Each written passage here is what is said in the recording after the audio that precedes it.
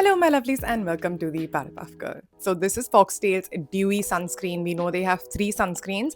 One is the glow, one is the mattifying, and this is the dewy sunscreen. So this is currently priced at $4.95 for 50 ml of product. Okay. It says it's water resistant for up to 90 minutes, so we'll test that as well. They say it's lightweight, non-greasy, and it's fast absorbing. Just by the name, they say that this leaves a dewy finish that creates the perfect hydrated base for makeup. So I've mentioned this before as well, FOXTALE is one of the few brands which started entirely new generation chemical sunscreens, and this is one of them. So this is a pure chemical sunscreen using entirely new generation filters. There are no mineral filters in this formula. So this sunscreen is also certified. I'm attaching the certification shot. And of course, like all FOXTALE products, this is cruelty-free. However, like all FOXTALE products, there is a little bit of fragrance in here. So I'm not the biggest fan of fragrance in my facial skincare whatsoever. However, if you're all right with that, then please continue watching. So of course, FOXTALE does a lot of sales as well. So this can be purchased at a much cheaper rate. I'll go ahead and attach everywhere it's available in the description below, from the website to Nykaa, Myntra, Amazon, Flipkart, whatever. So I know that there are sunscreens which are SPF 50, SPF 70, SPF 100, and so on and so forth. I just want to let you guys know that above SPF 50, it's not going to give you some sort of magical protection. So if you're taking this solely because you see SPF 70, let that not be the reason you choose it. And so just wanted to make that clear, because there's a lot of misconception that the higher SPF, the better it is, which is true. But after SPF 50, it's not that much of a difference. So this is the famous FOXTALE pump. If you hold it against the light, you can actually see how much. Obviously you can't see it on camera, but if you hold it against the light, then you can see how much product there is in here. And they do a lot of products in this pump. The print on it starts to fade very quickly, but yeah. Most of the time in my experience, pumps like this, one pump is half a gram. So that does help a lot in understanding how much sunscreen you're applying, because you need at least 1 gram of sunscreen for your face only to give you optimal protection from the sun. So 2 pumps of this gives you around a gram. So a pump on each side. So let's go ahead and get into the ingredients of this product. So our 5th or 6th ingredient over here seems to be our first UV filter, which is basically diethylamino hydroxybenzoyl hexyl benzoate, which is nothing but Juvenal A+. It is a UVA filter, which is highly photostable, of course, a new gen filter. Right after that, we're seeing some silicones. Right after that, we're seeing ethyl hexyl triazone, which is basically Juvenal T150. That is a UVB filter, again, highly photostable. So just a few ingredients after that, we're seeing tris bisphenyl triazine, which is nothing but tenosorb A2B, again, a new generation filter, which is both a UVA and a UVB filter.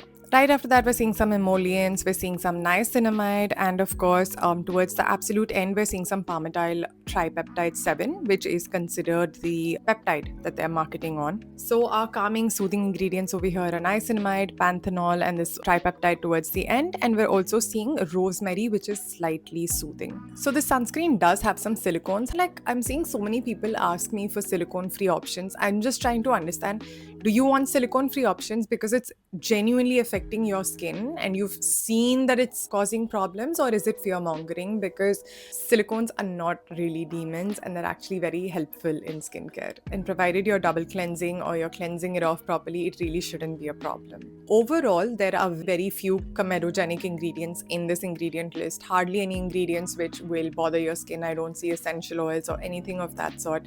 And if there are any, I'm going to go ahead and underline them over here. However, they are very low on the comedogenic scale. But this did happen with the FOXTALE Glow as well, where there were literally no comedogenic ingredients or major comedogenic ingredients, and still it didn't really work for me, as I told you guys over there.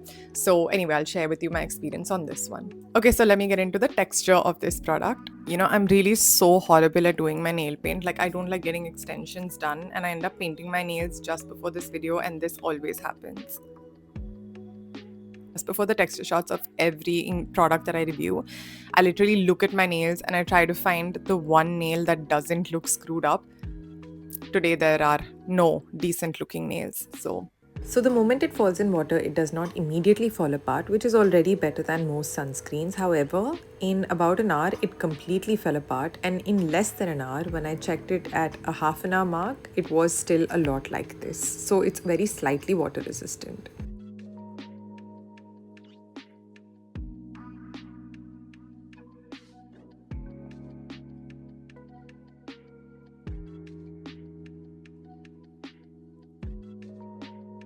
I can't think of a moisturizer that has the same consistency, but it is relatively thick. It is like a proper moisturizer, okay?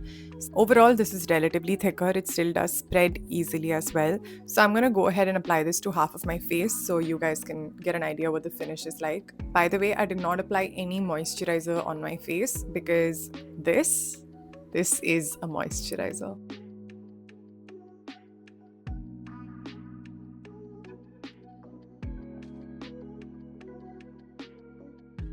Also, I'm clearly going to be way better at testing sweat resistancies of sunscreens henceforth. And I'm planning to do a short series on the sweat resistancies of every single sunscreen that I've reviewed so far, and many more, of course. Okay, so this is what it looks like almost immediately upon application, like literally within a few minutes. Now, I would not say that it takes a long time to absorb because clearly it did absorb quite fast. However, one claim that I do not support already is the claim that this is lightweight. Now, this is not lightweight in my opinion, so I just had to say that. So as you can see, it literally leaves no cast. If you want to close up. So this is what it looks like. I'm going to go ahead and apply the sunscreen to the other side of my face as well. Honestly, there's no cast. I feel like all skin tones can definitely use this. If anything, there's like a slight glow going on this side, but there's literally no white cast at all, obviously, because there are no mineral filters, and mineral filters are generally what cause the white cast. I mean, Tenosorb and stuff, yeah, a little bit, but rarely so much that they're an issue at all. So it's on this side of my face now, and this is how it looks. Now, just in case you're wondering, obviously this is much thicker than the Foxtail Glow. The finish looks dewy, of course. Yes, it does.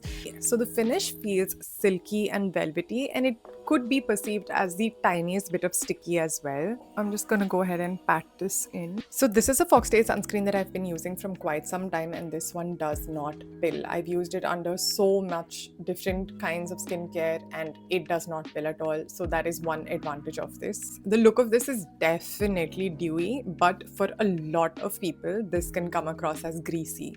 And I don't mind this, especially under makeup. I feel like it gives this nice shine, this beautiful dewy finish. However, this is strictly for people with very dry skin or normal skin in like severe winters. If you're somebody with oily, normal combination skin, maybe normal during winters, but I don't feel like you will like this in any season or climate, and that's just my personal opinion. Especially oily skin people, there's literally no situation in which I feel like you can use this. Towards the evening, this can start looking a little bit dull on your face, okay? And this is not just with this sunscreen, it does happen with a lot of other sunscreens as well. And there is a misconception that it's just a mineral sunscreen that does that. That's not true. All sorts of sunscreens start to make your face look a little bit dull towards the evening. There are so many reasons for that. There is some amount of oxidation that happens. Yes, chemical filters do oxidize as well. You know, I'm still, of course, testing more and more sunscreens, but we're not sure exactly what is causing it. And of course, as I keep trying sunscreens, I'll tell you if I feel that or not. I do feel that with this one. So if I go in close, you can see how sweat resistant it is. Like it's still like there. But honestly, right now, I am in literally a glass environment, closed inside, with no fan, no ventilation either. And I've shut all my windows to prevent the outside sound. So I don't know if you guys are going to put yourself in this kind of situation. I don't think it's that bad in terms of sweat resistancy. It's all right. Like it's adjustable. You guys will at least have a fan, so I'm assuming that this won't be happening to you. Now, in all of the times that I did use this, I really did not tan. Okay, I actually did not tan, and I also did not face any sorts of comedones or breakouts with this product. No irritation, no itchiness, nothing. Of course, skincare is subjective, like just how Foxtail Glow is actually the holy grail product for a lot of people. It just did not do it for me. This is that one product from Foxtail that I would actually repurchase. The only reason I wouldn't purchase it is because of the fragrance, because I don't like fragrance in my skincare. So that's how I feel about the Foxtail Dewy sunscreen. If you guys have used this, please go ahead and let the others know in the comments below what your experience has been like, along with your skin type and your climate. So if you found this video helpful, please hit that like, share and subscribe button. You can also follow me on Instagram at, and until we meet next time, lots of love. Stay healthy, stay hydrated.